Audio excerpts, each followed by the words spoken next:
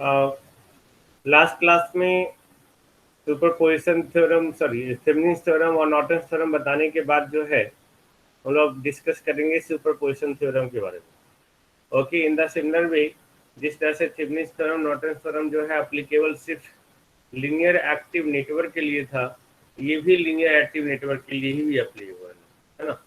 यानी कि it is applicable only for linear active network, और साथ साथ जो है it is applicable only for, okay, only for two और more than two energy sources अगर प्रेजेंट हो नेटवर्क में। यानी कि अगर एक एनर्जी सोर्सेस प्रेजेंट होगा, चाहे वो वोल्टेज सोर्स हो या करंट सोर्स हो, तब सुपरपोजिशन थ्योरम एप्लीकेबल नहीं हो सकता।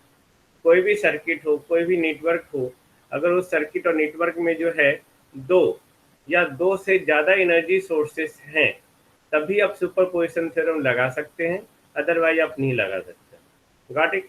यानी कि यहाँ पे दो कंडीशंस हो गया, एक लीनियर एक्टिव नेटवर्क होना चाहिए, दूसरा जो सोर्सेस होना चाहिए, ओके, वो मिनिमम टू सोर्स उसमें होना चाहिए। वो दोनों सोर्स जो है या तो वोल्टेज सोर्स भी हो सकता है, करंट सोर्स भी हो सकता है, या वोल्टेज सोर्स करंट सोर्स दोनों का मिक्सअप हो सकता है। हमें क्लियर है ना? तो सुपरपोजिशन थ्योरम का स्टेटमेंट क्या है? Just add in the chat please. Okay, superposition theorem का स्टेटमेंट क्या है? और it states that in any linear active network, in any linear active network in the similar way, जैसे हम लोग थेवेनिन्स में नॉर्टन्स में बात कर रहे थे, कंसिस्टिंग ऑफ टू और more than two energy sources.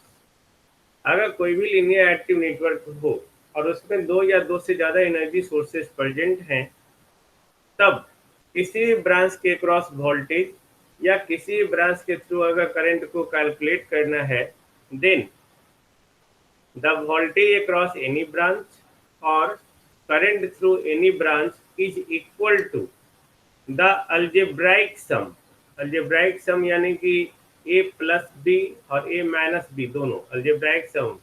Okay, algebraic sum ये हुआ है ना। अरिथमेटिक सम मतलब सिर्फ प्लस, अल्जेब्राइक सम में प्लस माइनस दोनों हो सकता है। जैसे ये अल्जेब्राइक सम अगर हम लोग बात कर रहे हैं, ओके, ए प्लस बी ये भी सम है और ए माइनस बी भी सम है, इसको हम लोग लिखते हैं A plus minus B. Got it? This is algebraic some.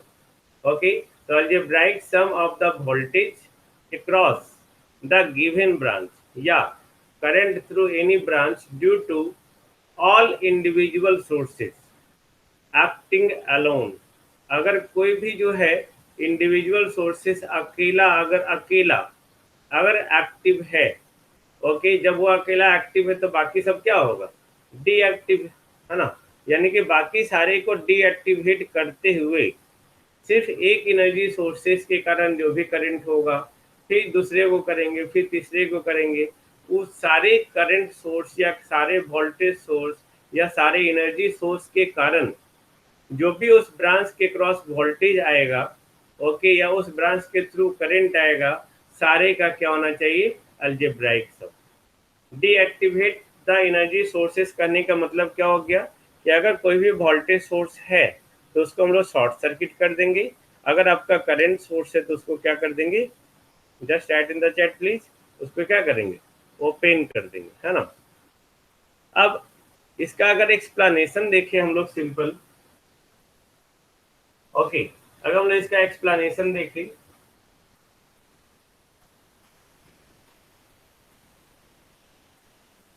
Explanation तो हम लोग मान लेते हैं कोई भी एक सिंपल सर्किट ले लेते हैं जिसमें जो है आपका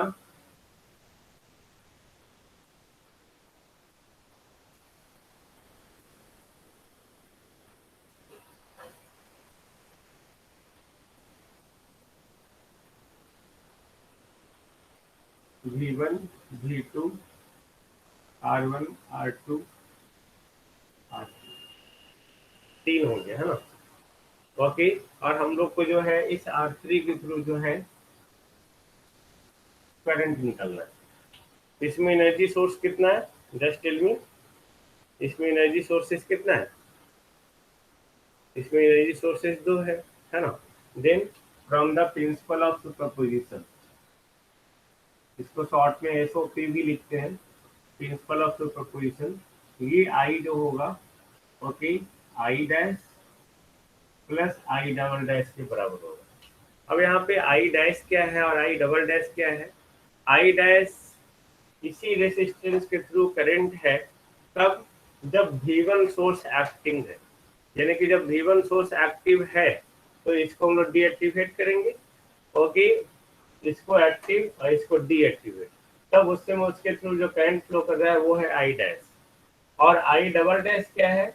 जब ये एक्टिव है और इसको डीएक्टिवेट कर देंगे। Got it? तब हमारा आई डबल डैश है। तो हम लोग दो केस कंसीडर करते हैं, है ना। केस क्या है? Case one, when only source V1 is active। जब ये एक्टिव है तो V2 हमारा क्या होगा? जीरो। V2 जीरो मतलब हट, शॉर्ट सर्किट वोल्टेज है हमारा, शॉर्ट सर्किट। और हम लोग सर्किट को क्या करेंगे? रीड्रॉ करेंगे, इसको रीड्रॉ कर लेंगे।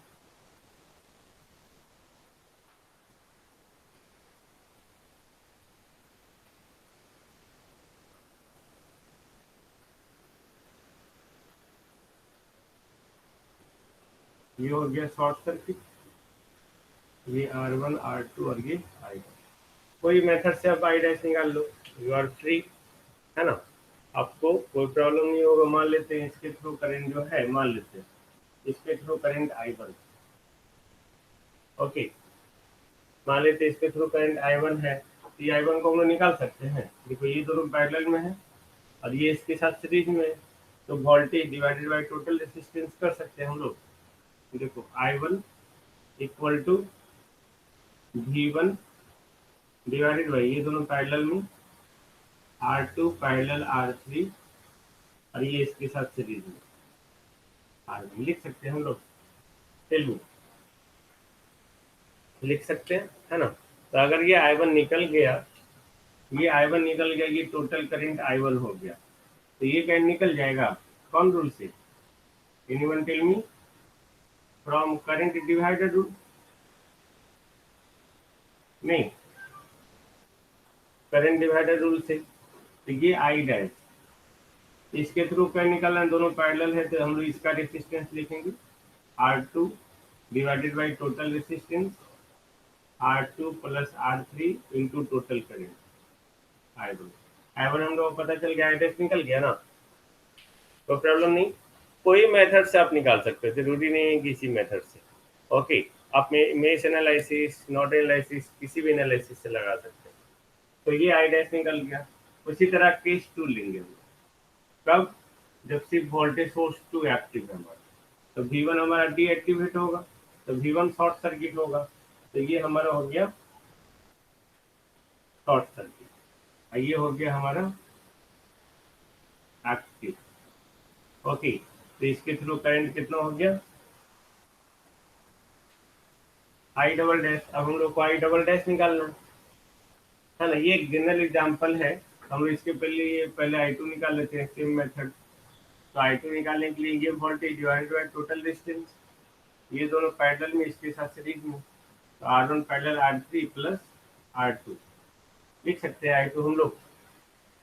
चलिए, अब फ्रॉम करंट डिवाइडर रूल, अगर आई डबल डैश निकालना है तो ये दोनों पैरेलल में, तो इसके ऑपोजिट का resistance R1 divided by total resistance R1 plus R3 into total current I2।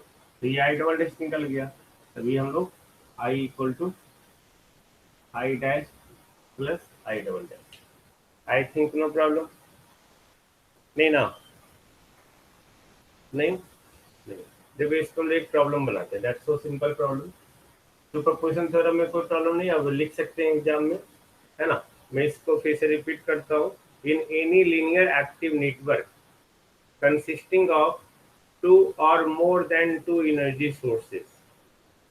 Okay, it states that the voltage across any branch or current through any branch is given by the algebraic sum of voltage across the given branch or current through the given branch due to individual energy sources. Okay, due to individual energy sources while other energy sources are deactivated. Clear? Deactivated यानी कि voltage source को short circuit और current source को open circuit. Okay, now हम लोग एक problem बनाते हैं। इसमें आप बहुत सारे प्रॉब्लम बना सकते हो, है ना। बहुत सारा प्रॉब्लम बनाना, अभी आपको सिंपल प्रॉब्लम ही बनाना है इस सेमेस्टर में। अगले सेमेस्टर में आपको बहुत सारा प्रॉब्लम भी बनाना पड़ेगा, बट इससे ज़्यादा थ्योरी है नहीं। सो प्लीज जितने सारे क्वेश्चन आप सारे क्वेश्चन को बनाइए, है ना। यहाँ पे क्वेश्चन कर रहा है find the current through 6 ohm resistance. Okay, 6 ohm resistance के थ्रू जो है आपको करंट निकालना है। 3 ब्रांच है आपका इसमें, है ना। 2, 4 ओम, 2 ओम, 6 ओम। ओके, यहाँ पे जो है 3 वोल्टेज सोर्स भी है, 10 वोल्ट, 20 वोल्ट, 40। 6 ओम के थ्रू करंट निकालना है by using the superposition theorem. Okay, यहाँ पे कितना सोर्सेस है? 3 सोर्स है। 3 सोर्स है तो 3 केस लेना होगा, है ना। तो 3 केस लेते हैं। ओके, तो from the principle of superposition जो होगा, ये आई इक्वल टू जो होगा, एक बार आई 10, इसके चलते जो करंट होगा इसमें, प्लस इसके चलते आप ये भी मान सकते हैं I20 प्लस I40, कुछ भी लिख सकते हैं, I1 I2 I3 भी लिख सकते हैं, I dash, I double dash, I double triple dash भी लिख सकते हैं, कुछ भी आप मान सकते हो, है ना। Now case 1, only 10 volt source is active। Okay, अगर ये सिर्फ एक्टिव है तो ओके, अगर ये सिर्फ एक्टिव है 10 वोल्ट 2 ओम, तो ये क्या होगा? Short circuit.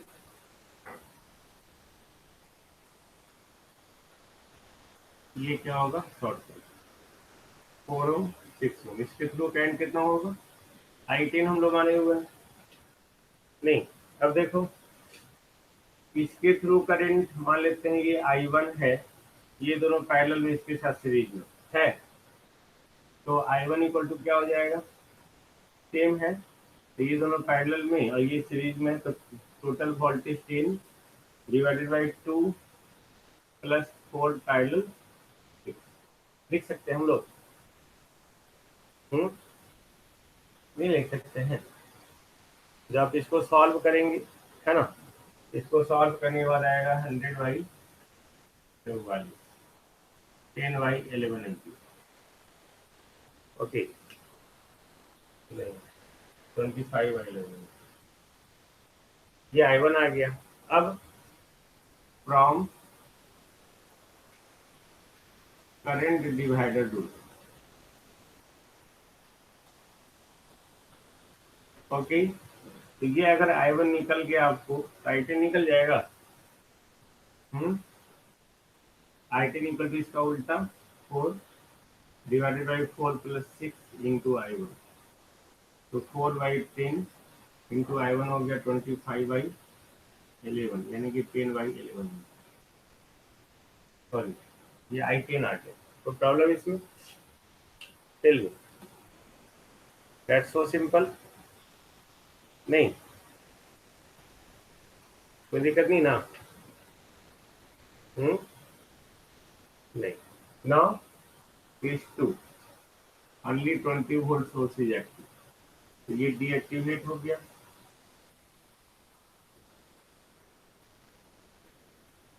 ये एक्टिव हो गया, ये भी डीएक्टिवेट है। अब इसके थ्रू करंट कितना? I20 आपको निकालना है। मान लेते हैं इसके थ्रू जो है I2 है, ये दोनों पैरेलल में है और इसके साथ सीरीज में लिख सकते हैं हम लोग, ये दोनों पैरेलल लिख सकते हैं ना, ये दोनों पैरेलल। ओके, जो पहले मिट जाएगा तो, लेकिन आपको ये दोनों जो है हम रेजिस्टेंस निकाल सकते हैं क्या? निकाल सकते हैं ना, ये दोनों पैरेलल और इसके साथ सीरीज में, ये I2 वोल्टेज कितना है 20, पैरेलल कौन है 2 और 6, किसके साथ सीरीज में है 4, लिख सकते हैं। टेल मी, लिख सकते हैं, है ना। इसका वैल्यू जो है जब आप कैलकुलेट करेंगे तो इसका वैल्यू आएगा 40/11, 40/11 एम्पियर।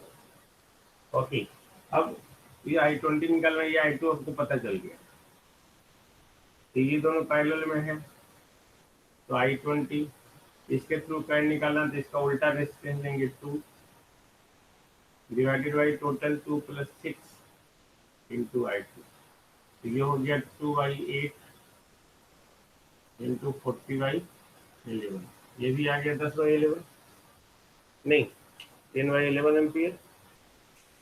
उसी तरह जो है केस 3 लेंगे, only 40 volt source is active, यानी कि ये भी आपका खत्म।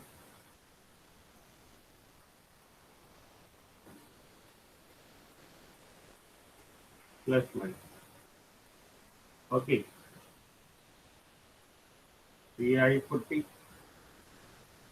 ये तो आपको इसी के थ्रू करंट ही फ्लो कर रहा है, नहीं तो हम लोग हाईएस्ट पोटेंशियल से लोअर पोटेंशियल लेते हैं। देखिए ध्यान से, यहाँ I40 आपको निकालना है, ओके,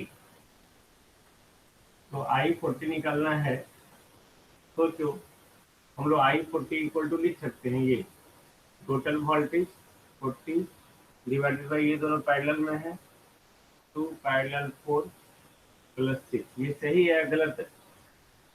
टेल मी, ये सही है या गलत है? सही है। Any other than Amar Jyoti?